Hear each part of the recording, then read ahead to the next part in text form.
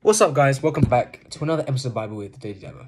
Last time about chapter Z, we're at chapter 18, which is today, chapter 19. But before that, I think it cut out last time in 18, so I'm just going to go from random bit in the end of 18, then go to 19. Let's go. Then they took what Micah had made and his priests and went to Laish, against people at peace and secure. They attacked them with the sword and burned down the city. There was no one to rescue them because they lived a long way from Sidon and had no relationship with anyone else. The city was in a valley near Beth Rehob. The Danites built the city and settled there. They named it Dan after their ancestor Dan, who was born to Israel, though the city used to be called Laish. There the Danites set up for themselves the idol, and Jonathan son of Gershom, the son of Moses, and his sons were priests for the tribe of Dan, until the time of the captivity of the land. They continued to use the idol Micah had made all the time the house of God was in Shiloh. A Levite and his concubine. In those days Israel had no king. Now a Levite who lived in a remote area in the hill country of Ephraim took a concubine from Bethlehem in Judah, but she was unfaithful to him. She left him and went back to her parents' home in Bethlehem, Judah. After she had been there for 4 months, her husband went to her to persuade her to return. He had with him a servant and 2 donkeys. She took him into her parents' home. When her father saw him, he gladly welcomed him. His father-in-law, the woman's father, prevailed on him to stay. So he remained with him for 3 days, eating and drinking and sleeping there. On the 4th day they got up early, and he prepared to leave. But the woman's father said to his son-in-law, "Refresh yourself with something to eat. Then you can go." So the 2 of them sat down to eat and drink together. Afterwards the woman's father said, "Please stay tonight and enjoy yourself." And when the man got up to go, his father-in-law persuaded him. So he stayed there in the night. On the morning of the 5th day, when he rose to go, the woman's father said, "Refresh yourself. Wait till afternoon." So the 2 of them ate together. Then when the man with his concubine and the servant got up to leave his father-in-law, the woman's father said, "Now look, it's almost evening. Spend the night here. The day is nearly over." "It's not over yet." "Stay and enjoy yourself. Early tomorrow morning you can go and get up and be on your way home." But, unwilling to stay another night, the man left and went towards Jebus, that is Jerusalem, with his 2 saddle donkeys with a concubine. When they were near Jebus and the day was almost gone, the servant said to his master, "Come, let's stop at the city of Jebusites and spend the night." His master replied, "No, we will not go into any city whose people are not Israelites. We will go to Gibeah." He added, "Come, let's try to reach Gibeah or Ramah and spend the night in one of those places."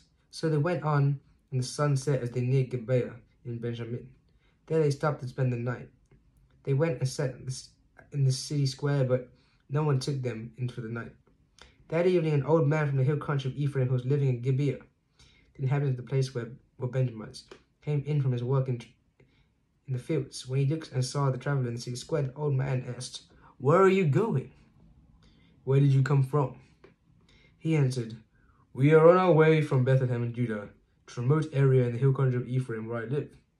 I've been to Bethlehem in Judah, and now I'm going to the house of the Lord. No one has taken me in for the night. We have both straw and fodder out of our donkeys and bread and wine for ourselves and your servants.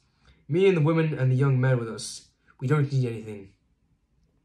"You are welcomed in my house," the old man said.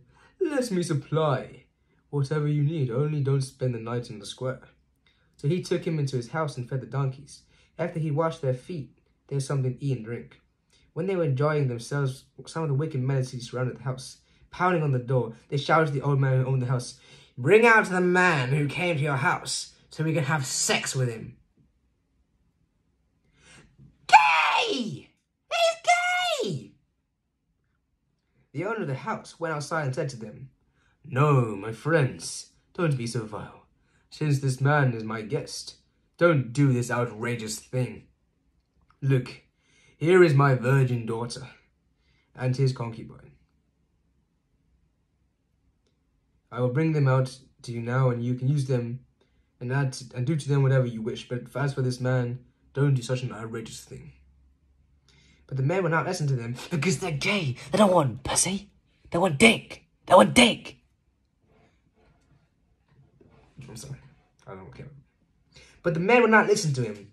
So the man took his concubine and sent her aside to them. And they raped her and abused her through the night. And at dawn they let her go. Okay, maybe they're not that gay. At daybreak, the woman went back to the house where her masters were lying, fell down at the door and lay there until daylight. When the master got up in the morning and opened the door of the house and stepped outside the concubine away, there lay his concubine, falling in the doorway of the house with her hand on her threshold.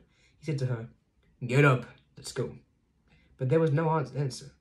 The man put her on his donkey and set out for home. When he reached home, he took a knife and cut up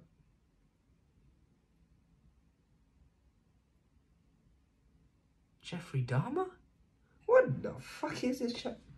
When he went home, he took a knife and cut up his concubine, limb by limb, into 12 parts and sent them into all the areas of Israel.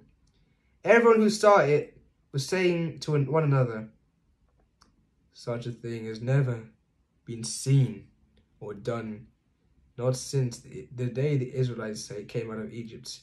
Just imagine! We must do something, so speak up!" This is fucking, this is vile.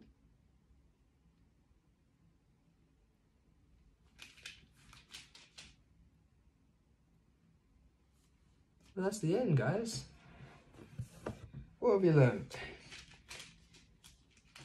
Instead of being gay, give your wife up to be raped. What? And then, after being raped, cut your wife into pieces, limb by limb.